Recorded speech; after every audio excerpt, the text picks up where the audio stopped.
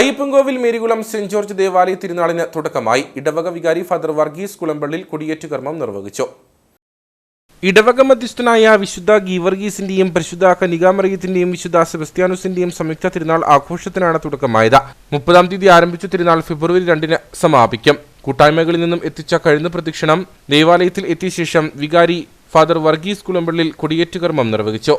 മേഘങ്ങളെ വാഹനമാക്കി കാറ്റിലെ ജനങ്ങളിൽ സഞ്ചരിക്കുന്ന ബലവാനായ ദൈവമേ, ഞങ്ങൾ അങ്ങേ ആരാധിക്കുന്നു.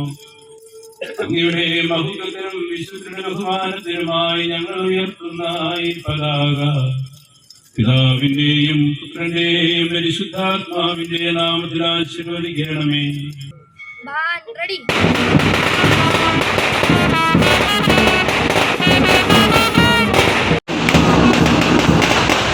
തുടർന്ന് നവവൈദികരുടെ നേതൃത്വത്തിൽ വിശുദ്ധ കുർബാനയും സെമിത്തേരി വെഞ്ചരിപ്പും നടന്നു. 1-ാം തീയതി 4:30-ന് ആഘോഷമായ തിരുനാൾ കുർബാനയും 6:30-ന് മാട്ടുക്കെട്ട കുരിശടിയിലേക്ക് പ്രദക്ഷിണവും നടക്കും. 2-ാം തീയതി ഞായറാഴ്ച രാവിലെ 10 മണിക്ക് വിശുദ്ധ കുർബാനയും 11:30-ന് മേരികുളം കുരിശടിയിലേക്ക് പ്രദക്ഷിണവും നടക്കും. തുടർന്ന് 4:30-ന് ആഘോഷമായ തിരുനാൾ കുർബാന നടക്കും. 7:30-ന് നടക്കുന്ന നാടകത്തോടുകൂടി തിരുനാൾ സമാപിക്കും.